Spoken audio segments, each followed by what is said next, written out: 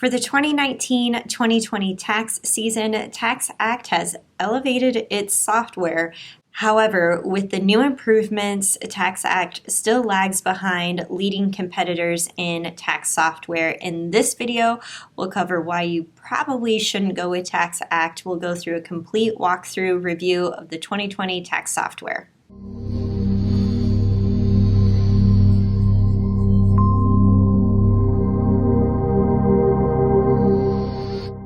Hey guys, welcome to the College Investor Investing and Personal Finance for Millennials. Today we're going to be talking about TaxAct. Now, this software does come with a free version if you are a W-2 earner and you qualify for the Earned Income Tax Credit or the Child Care Tax Credit, then you can file your federal and state tax returns for free. There are other situations where you may want to take other deductions such as student loan interest, or if you have a health savings account. In those instances, you will have to upgrade into some of their paid packages. So let's go ahead and jump into their pricing plans and see what they have. So for TaxAct's pricing, what's really interesting about this is that it's pretty similar to H&R Block, the deluxe edition.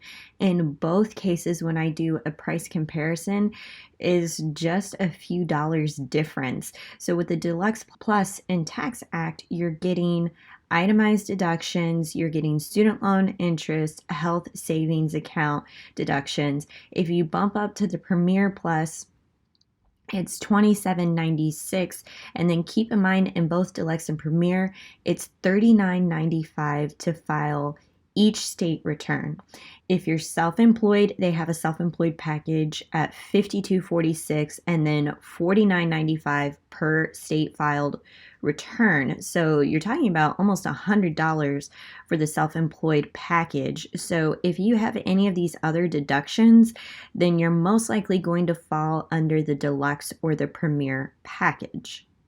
But if you just want to claim your W-2 earned income credit or a child tax credit, then you could qualify for the free edition, which does include your state return. One thing to note, TaxAct does have some promotional pricing in December and January, so you'll want to lock in those rates as quickly as possible. Once you figure out which pricing plan is right for you, let's go ahead and jump into the tax software and I'll show you how it works. Okay, let's go ahead and get started with TaxAct and get signed up. You'll first need to create your account.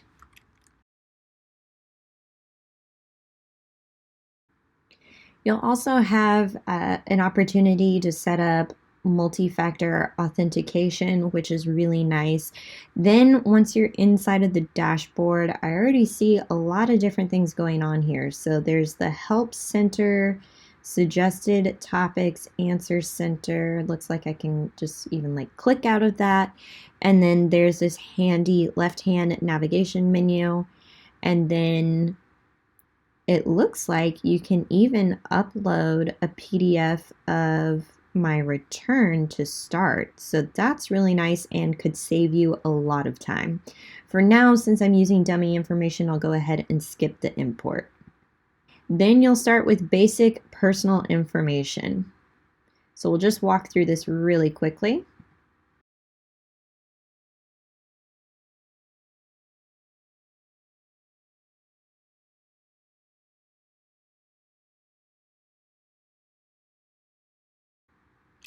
Then it'll ask a series of questions. So it looks like I have question 1 of 5 here. So I'll go ahead and mark this as a W-2.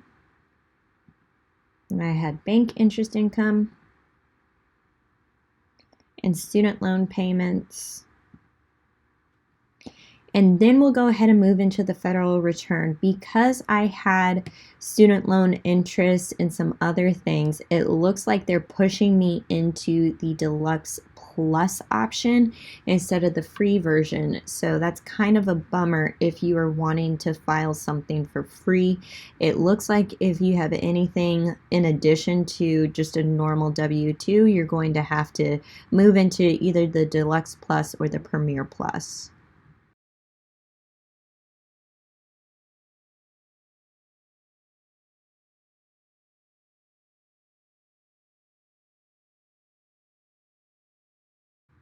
Okay, wait a second. It says my W-2 import was successful, but I didn't add any information on that. So there's no wages, tips, or anything like that that I had added other than just my personal information and then the dummy ID number that I use for the employer. So that's really weird. I wonder if there's a way I can edit this. Yes, it does look like I can edit this. It doesn't seem intuitive from the get-go though.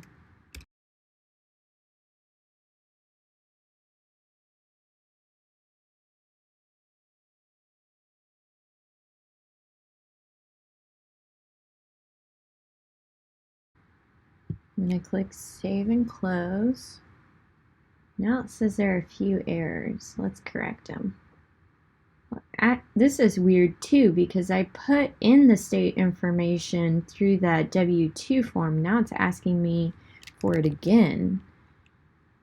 And now it looks like they have two different state information. So now I'm going to move this up.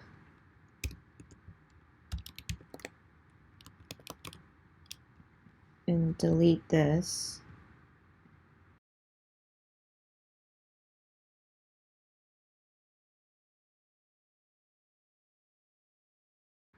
Okay, now it's updated my federal refund and then my California refund amount, so I can see that up at the top. Next, it looks like we're going into that 1099 document.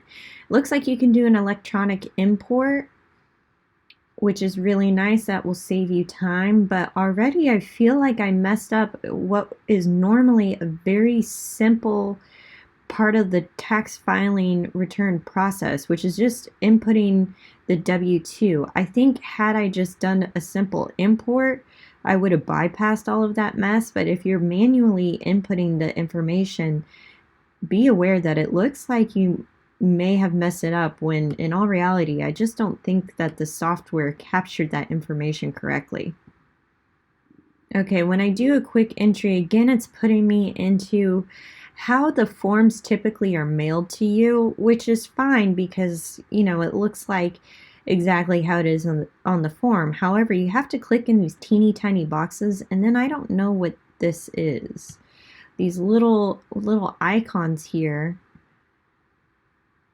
that you have to click on and then try to click in and out of. So that's really kind of annoying how this is set up.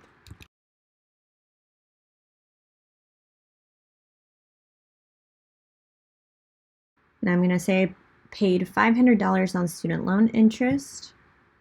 And then we're moving into the deductions portion. So it says that I'm eligible for the standard. However, it looks like they want me to start in on the itemized deduction, which could be confusing if you're not really familiar with filing taxes on your own. It almost seems like you have to click on itemized deduction because it's highlighted in green versus what most people do, which is take the standard deduction. So that's kind of weird. Okay, so they said based on what I've told them, there's no additional information on the credit section, so that says we can move on to the taxes section. Same information here.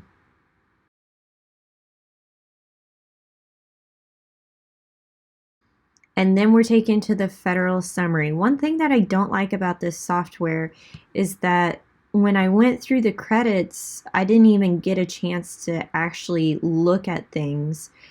They just said based off of the information that they didn't see any additional credits that I could apply for, but it would be nice to just see this list from the get-go to see if there's anything that maybe I didn't think of and that I had forgotten about so that I could go back in and fill in this information.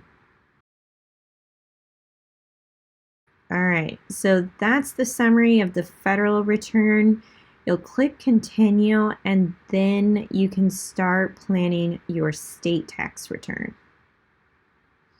Okay, interesting. So this is just some sort of planning worksheet. This isn't even the part where I can file my state return. Once you hit January 2020, you'll be able to add that program in and then complete the state return. Otherwise, it's just doing a planning worksheet, which probably, in my opinion, this is kind of a time waster. Why would I input this information twice? I'm going to skip the planner. And it looks like they can do a review. I'm going to click run the review.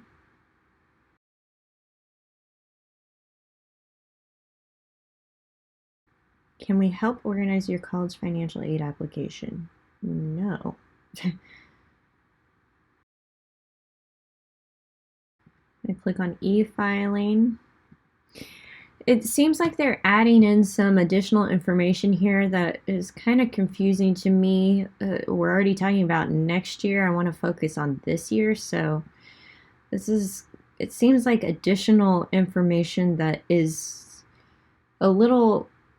it's a little much to weed through. It seems a little text heavy. So this is all for next year, and I'm not sure why I have to do this my social security account, but if I go back to filing, I can do an e-file, and then it says here that the e-filing will be available in January. So once you input your information, you can go back in when the IRS starts accepting returns, and then you can file your federal and then also complete your state return as well. So that's a review of TaxAct. It's a little clunky, guys, but you are able to get your tax return information in there as long as you know what you're doing. Overall, TaxAct performed just fine in 2020, but overall, the price point just seems too high for where the software is at. With prices comparable to H&R Block, it seems like you would have more features and have better guided navigation from a tax software like H&R Block. In my mind, TaxAct should probably compete with middle competitors such as TaxSlayer or Free Tax USA, but with the price point too high, unless they significantly reduce it, you'd probably be better off using something like H&R Block if you want more self-guided navigation and a robust tax software, or if you want to go the bargain route, then take a look at TaxSlayer or TaxHawk or Free Tax USA. For more tax reviews, be sure to visit thecollegeinvestor.com.